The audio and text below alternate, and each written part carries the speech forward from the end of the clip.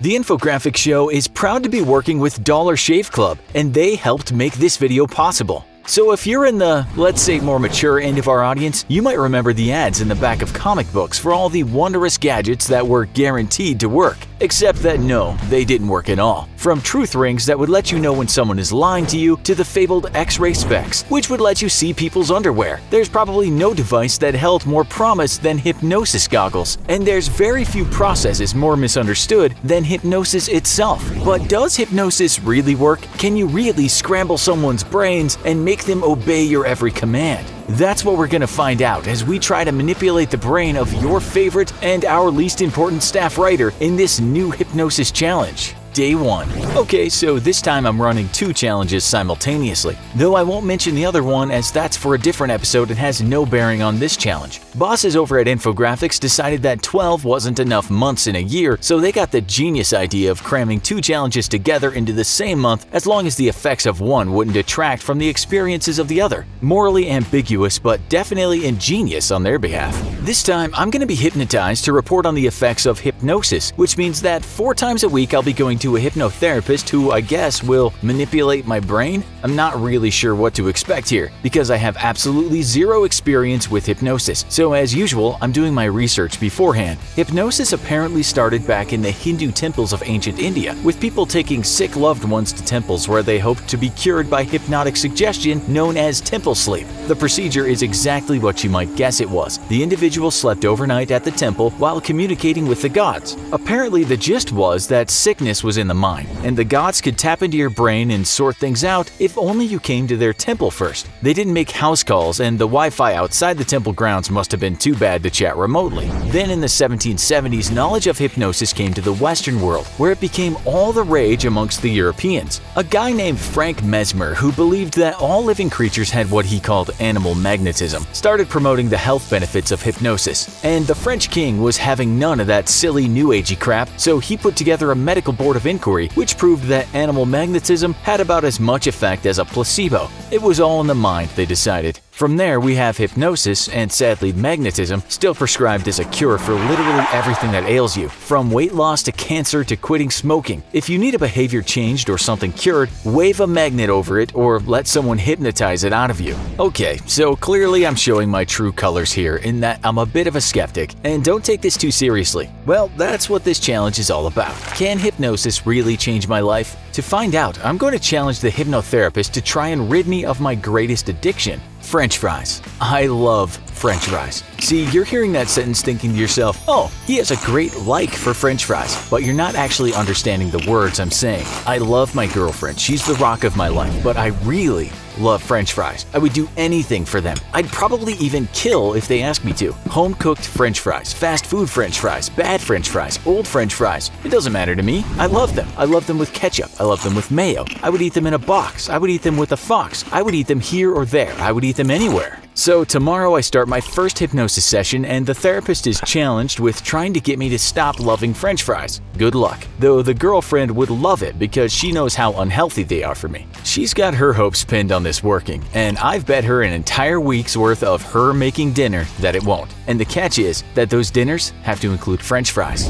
Day 7. End of the first week, and I love French fries. I don't feel any different. If anything, I kind of feel like I'm craving them more than ever because of all the constant reminders that French fries are a thing. At the therapist, she has me lie down on a couch and slowly relax. She talks real soothingly to me, and the first time that this happened, I thought to myself that all the ASMR lovers out there would have a field day with this stuff. I gotta admit though, the atmosphere is pretty relaxing and the therapist is very soothing. There's no music and no watch swinging like a pendulum that I have to stare into, nor any spinning black and white spirals I have to hold my gaze on. It's just a couch, dim lighting, and her voice. She tells me to get into a deeply, deeply relaxed state and to clear my mind. And then she asks me to think about French fries. This part always makes me hungry. She asked me to concentrate on French fries, to smell them, to taste them, and to linger in the feelings that this brings up. Then she tells me to imagine that the French fries are rotting away and that I can taste the mushy staleness of them. She asked me to think about finding a month-old stepped-on French fry on the floor of the car and to feel it in my hands, to taste what it would taste like to eat it.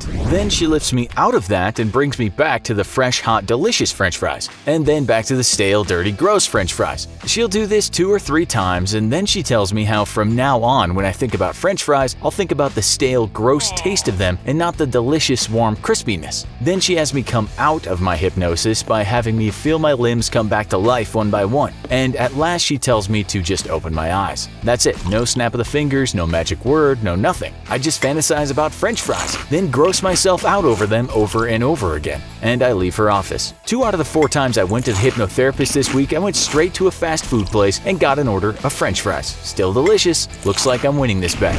Day 14. I guess you could consider my version of hypnotherapy pretty aggressive, given the fact that it has to fit within a 30-day challenge. Typically, these are supposed to drag out over 2 or 3 months, sometimes even as long as a year, and the therapist tells me that that's the best way to ease someone out of a deep addiction. With me, though, I'm getting emergency hypnosurgery. I have to admit, I cannot think about the things the therapist makes me visualize when I think about French fries now. I still love them, I'm still eating them, and I'm still sure I'm gonna win this bet, but images of gross stepped-on French fries pop into my mind, and I kinda have to take a second. I told the girlfriend about this, and she just got this little smirk on her face and said, "It's working." Yeah, right, nobody is gonna mess with my mind that easily. I'm winning this, and I'll celebrate victory with fistfuls of French fries salted by my girlfriend's crocodile tears. Day 21. I've realized that on average I eat French fries about 3 times a week, either making my own or just ordering some while driving to random places. I don't like much fast food, but fries, well, they're fries. This week though, I didn't even realize I hadn't eaten any until the girlfriend brought me home a fresh, large serving of fries from the place right across the street. She told me that she had asked for them to be fresh and waited an extra 5 minutes for a new batch to be made. Then she looked at me with that same little smirk she gets when she's doing something devious and said, "I just wanted a little reminder that I love you." At this point, all kinds of alarm bells and klaxons started going off in my head. I don't doubt she loves me. In fact, she's always on my case about food exactly because she loves me and wants me healthy, but this French fry offering, something wasn't right here. I took it, I smelled it suspiciously. I half suspected that she had seasoned it with some weird powder that would make me hate French fries, or I don't know. I just knew that something was wrong here. I ate about half, no big deal, same old French fries. No weird tastes, no weird smells, just same old delicious fries I always get. Then, once I hit that halfway mark, I didn't want to finish them. I felt full, even though I hadn't eaten anything, but more than that, I just felt bad. These last 2 weeks, the hypnotherapist has been asking me to imagine eating French fries and then imagine all the grease and oil inside them spreading throughout my body and slowing it down. Now, halfway through this serving of fries, I felt full and sluggish. Also, they didn't taste as good anymore. I knew I liked the way they tasted, but it just wasn't as good as it always had been. I can't believe I'm saying this, but I had to stop. I didn't want them anymore. What in the world is going on with my brain? Day 30. I concede defeat. Sort of. A full month of intensive hypnotherapy, and I honestly just don't find myself craving or loving French fries as much as I used to. Now when I drive by a fast food place and smell them in the air, I get a little bit, not queasy, but uncomfortable. I can't stop thinking about the way the hypnotherapist asked me to constantly imagine what it would feel like for the fat and oil inside them to spread across my body and saturate me completely. I have to admit, I was skeptical, suspicious, and more than a little flippant about this challenge, but I think it got me. I mean, I can rationally explain away the effects as nothing more than just having gross imagery and feelings reinforced on me over a 30-day period, and that my brain isn't actually hacked. But then again, isn't that exactly what hypnosis is meant to do? Modify your behavior? And how can my behavior not be modified when every time I think about French fries I picture gross fat in my body, or imagine the taste of eating a month-old fry from the floor of my car? I'm confident this will fade now that I'm no longer being hypnotized 4 times a day, but I guess I can see now why hypnotherapy programs are meant to last for months or even a year or more,